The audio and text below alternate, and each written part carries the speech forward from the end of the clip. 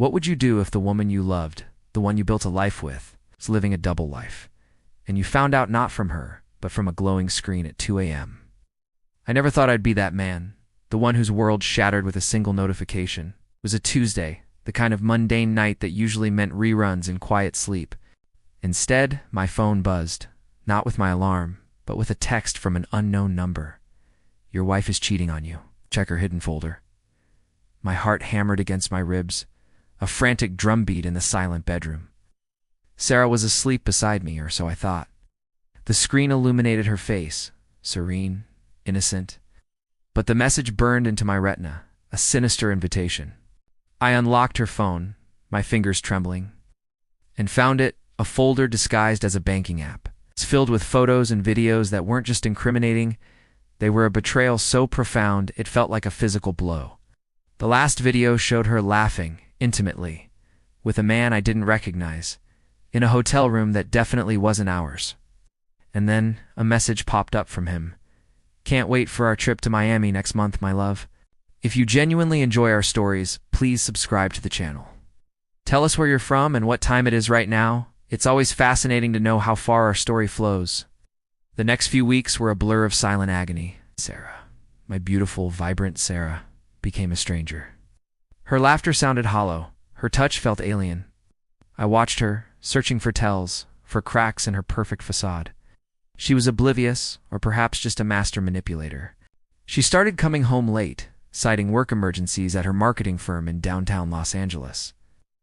Her phone was glued to her hand, face down on tables, always locked. She'd snap at me for trivial things, her eyes cold, distant. The woman I married, the one who swore eternal love in a small chapel in Santa Monica, was gone, replaced by this arrogant, deceptive shell. I tried to talk to her, to bridge the chasm that had opened between us. "Is everything okay, Sarah?" I'd ask, my voice laced with a desperation I tried to hide. She'd brush me off, a dismissive wave of her hand. "Just stressed with work, Mark, you know how it is." But I knew the stress wasn't from work. It was from juggling 2 lives, to men. The humiliation was a constant companion, a heavy cloak I wore everywhere. I felt like a fool, a cuckold, the last to know. The slow discovery was agonizing. I started noticing things. A receipt for a lavish dinner at the Ivy in Beverly Hills, a place we hadn't been to in years, tucked into her purse. A new, expensive watch on her wrist, not from me. The subtle scent of a different cologne on her clothes. Each piece of evidence was a shard of glass, piercing my heart. I started checking her phone when she was in the shower, my hands shaking as I scrolled through deleted messages, recovering fragments of their illicit affair. His name was David. He was a real estate developer, smug and flashy, judging by the photos. He lived in a penthouse in Miami, a detail that made the trip to Miami text even more chilling.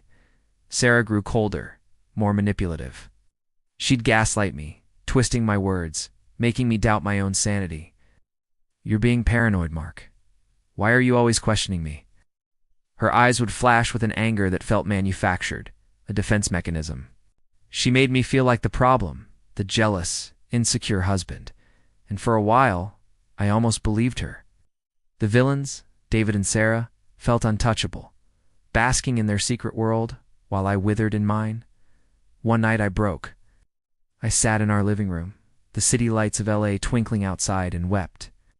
Not for her, but for the life we had, for the man I thought I was. The betrayal had hollowed me out, but in that emptiness, a cold resolve began to form. The loyal, broken husband started to become strategic, then ruthless. I began to gather proof, meticulously.